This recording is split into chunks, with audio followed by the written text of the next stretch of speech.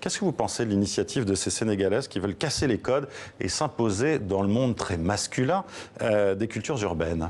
Je pense qu'elle perpétue une dynamique que les femmes ont sur le continent depuis très très longtemps, qui est de réclamer leur place et de la prendre quand on ne la leur donne pas. Donc je pense que les cultures urbaines alors sont réputées sexistes, et alors qu'en fait, il y a plein de femmes, en fait, elles sont sexistes surtout parce qu'il y a plein de femmes qui sont invisibilisées, qui sont dans les cultures urbaines, qui sont invisibilisées. Et je pense que c'est une bonne initiative, effectivement, de voir des femmes de différentes générations comme ça qui prennent à bras le corps cette question et qui décident de ne pas commander leur place, mais d'imposer leur point de vue et de s'imposer. Alors, vous venez de le dire, des collectifs comme celui-là, des initiatives comme celle-là, ce n'est pas une nouveauté sur le continent, mais est-ce qu'il y en a de plus en plus, selon vous? Ou est-ce qu'on en parle de plus en plus? C'est peut-être ça aussi la différence. Voilà, je pense qu'on en parle de plus en plus. Est-ce qu'il y en a de plus en plus? Je pense qu'il faudrait savoir ce qui se faisait avant et comment. Je pense que la question des mobilisations sur le continent africain, c'est la question aussi de la place qu'on leur accorde, notamment dans la recherche en France, qui est très très marginalisée, d'où l'intérêt de faire ce colloque-là sur les contextes africains, mais aussi afro-diasporiques, parce que c'est des contextes dans lesquels les femmes se sont toujours mobilisées. Alors, ça peut être, c'est souvent assez éparse aussi, ça dépend des groupes socioculturels, des contextes, etc. Donc, c'est des dynamiques, en fait, qui ont toujours existé, qui se reconfigurent, en fait, avec les évolutions sociopolitiques et historiques sur le continent ou en contexte afro-diasporique. Et maintenant, on va dire qu'on arrive à un point où il y a quand même de plus en plus de chercheurs et de chercheuses issus de ces territoires-là qui font des recherches, qui font des recherches et surtout qui arrivent à gagner une certaine visibilité, ce qui permet de faire entendre ces autres voies de l'émancipation-là. Et justement, vous en avez parlé dans votre colloque, des féminismes noirs en contexte post-impérial français. Alors, on parle de déféminisme au pluriel, post-impérial, post entre parenthèses. Voilà, avec aussi un point d'interrogation à la fin. Il y a beaucoup de choses qui sont dites dans ce titre. Vous êtes parti de quel constat, en fait, pour organiser ce colloque? Alors, c'est un colloque qui est organisé, c'est un colloque qui est historique, qui a plus d'un titre. Première chose, c'est un colloque qui est organisé par 6 femmes universitaires, dont moi, voilà, et dont surtout 3 femmes noires. En France, c'est quand même assez rare. Enfin, en tout cas, un colloque organisé que par des femmes. Moi, je n'en ai jamais vu, mais peut-être que ça existe. Puis par 3 femmes noires qui sont de contextes différents. On a par exemple Sylviane Larcher, qui est martiniquaise, mais qui travaille au CNRS en France. On a Jacqueline Kouchi, qui est martiniquaise, mais qui travaille aux États-Unis. On a moi, qui suis camerounaise et donc africaine, qui travaille en France, fait mes recherches sur le Cameroun, mais en France. Et puis, on a par exemple Myriam Paris, qui est plutôt la spécialiste de la Réunion. Lucia Dirimberger, qui va travailler sur les féminismes en Iran, et puis Jennifer qui est franco-américaine mais qui travaille sur l'histoire coloniale. Donc on a comme ça des perspectives qui se croisent, et le colloque est venu du constat qu'on faisait toutes ensemble, qui était de la marginalisation de ce type de travail-là, de ces travaux qui croisent des perspectives depuis des lieux différents.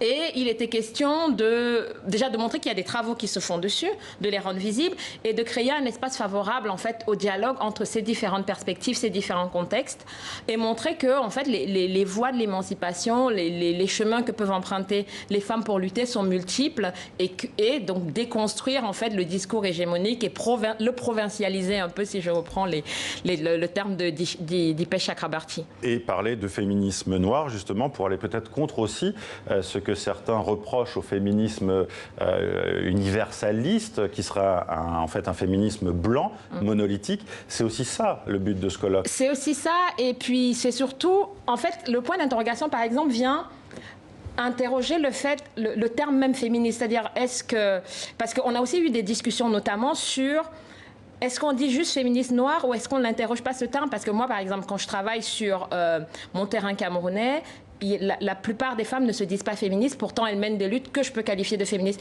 C'était aussi une manière pour nous d'être prudentes et de prendre vraiment en compte la complexité de cette question des mobilisations féminines et des dynamiques féminines d'émancipation. Alors on parle bien de plusieurs féminismes noirs, on vient de comprendre pour quelles raisons. Pourquoi vous ne parlez pas d'afroféminisme ? Parce que l'afroféminisme est un des féminismes noirs.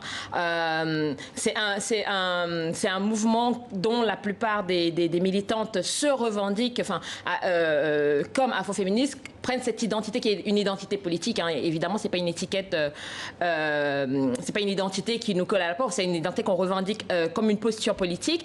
Et c'est une des manifestations du féminisme noir. C'est une manifestation qui se situe souvent en Europe, en France notamment, alors que, moi, je dis souvent, par exemple, je peux me déclarer afroféministe en France. Au Cameroun, je ne peux pas être afroféministe parce que les dimensions de racisme et de sexisme que je vais vivre en France, ce ne sera pas les mêmes dynamiques au Cameroun ou dans un autre pays africain. Alors, je vais rappeler cette phrase que j'ai beaucoup citée cette semaine, qui est celle de Fatou Sow, sociologue, pionnière du féminisme au Sénégal. Qui a fait le discours d'introduction du colloque. Voilà, et qui était donc chez nous sur ce plateau lundi soir, et qui estime que la question justement des inégalités entre hommes et femmes a été longue à venir, car les Africaines n'étaient pas prêtes à en tenir le discours public. Le discours contre l'homme était un discours de l'Occident contre l'Afrique, contre ses valeurs culturelles. Est-ce que vous partagez ce point de vue? Alors non, parce que alors je le partage d'autant plus pas que ce que mon terrain a montré, ce n'est pas ça. C'est-à-dire que par exemple, moi sur le terrain camerounais, quand j'analyse les mobilisations des femmes au tournant des années 59, juste un peu avant l'indépendance, ces femmes-là, le discours qu'elles portent, elles se mobilisent contre les autorités coloniales et contre les autorités locales masculines camerounaises. Et elles portent un véritable discours qui critique en fait l'approche patriarcale de ces autorités et de leurs relais locaux masculins. Et donc cette parole-là est portée et elles partent de dynamiques endogènes, parce que c'était des sociétés où la colère était codifiée, la colère des femmes notamment, et elle était surtout très crainte. C'est-à-dire qu'une fois que les femmes se mettaient en colère, tout s'arrêtait, notamment dans l'Anlou, et l'ordre social qui régnait, c'était l'ordre social qu'avaient mis en place les femmes jusqu'à ce qu'elles décident que l'offense a cessé et qu'elles se retirent pour qu'on reconfigure l'ordre social. Donc, il y a toujours eu une parole. C'est juste la question de cette question de l'étudier et puis de la visibilité qu'on donne ou pas à ces études-là. Et c'était important justement parce que le point de vue qu'on retrouve souvent dans les recherches féministes, c'est le point de vue de sociologues, de chercheuses ou de chercheurs blanches. Hein, et ça a été aussi un combat justement pour les sociologues, les historiennes comme vous, noirs, de dire attendez. On ne peut pas dire, il faut que nous aussi on puisse parler de ces spécificités, de ces régionalismes, comme vous le disiez aussi. On ne parle pas du féminisme de la même façon. Oui, non, on ne parle pas du féminisme de la même façon, on ne se mobilise pas de la même façon, on n'a simplement pas les mêmes enjeux. Par exemple, si on prend le cas d'une des revendications féministes qui était pendant longtemps, par exemple, les femmes blanches bourgeoises qui étaient de travailler parce qu'elles étaient contraintes à une forme de domesticité qui les restreignait à l'intérieur. Si on prend aussi bien les femmes africaines ou même les femmes noires esclaves, elles ont toujours travaillé. Donc ça ne pouvait pas, cette revendication-là ne pouvait pas être leur revendication. Donc il y a une forme de revendication qui s'est imposée comme une revendication universelle en prenant un sujet unique femme qui devait incarner toutes les femmes, ce qui n'est pas possible puisqu'il y a des rapports de force même entre les catégories de femmes liés au contexte, etc. Voilà, merci à vous. Et vos travaux, hein, justement, permettent aussi de visibilité des femmes comme les sœurs Nardal, hein, qui étaient des intellectuelles martiniquaises. Exactement. Voilà, qui se sont beaucoup engagées aussi. Et voilà, c'est un travail passionnant et qu'on va suivre, j'espère, sur TV5 Monde et ailleurs. Merci à vous d'être venu.